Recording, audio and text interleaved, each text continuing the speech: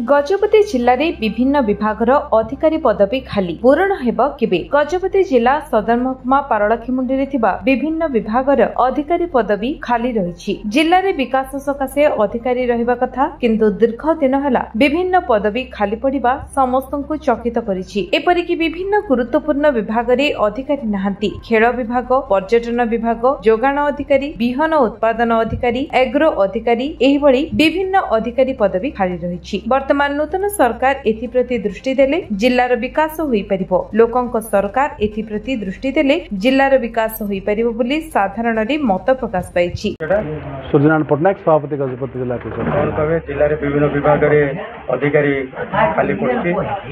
Tourism कहतु, civil supply कहतु, बिहन निगम कहतु, यही विभिन्न विभाग अधिकारी खाली रही जिले में। कौन देखु से कथा जब कहवा गजपति जिला को संपूर्ण भाव राज्य सरकार तरफ अणदेखा कहते अत्युक्ति हम ना।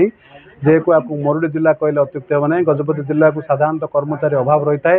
साधारणतः भुवनेश्वर कौन कर्मचारी गजपति जिलार अवस्थापित आसती ना कि ये कम करने इच्छा प्रकाश करना। तेणुक आमको सब गजपति जिलार समस्त कर्मचारी अभाव रही है।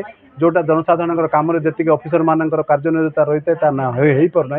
तेणु आम राज्य सरकार को आज आम नवेदन करुँ शीघ्र अतिशीघ्र आम जिले में जी कर्मचारी आवश्यक जो विभाग आवश्यक से सब कर्मचारी भरणा कले आगामी दिन में जनसाधारण कथा कहतु, चाषी कहतु कि समस्त प्रकार समाज कथा को आर मंगल हो आशा कर। गजपति रेणुबला बेहरा रिपोर्ट, विश्व विजय न्यूज ओडिशा।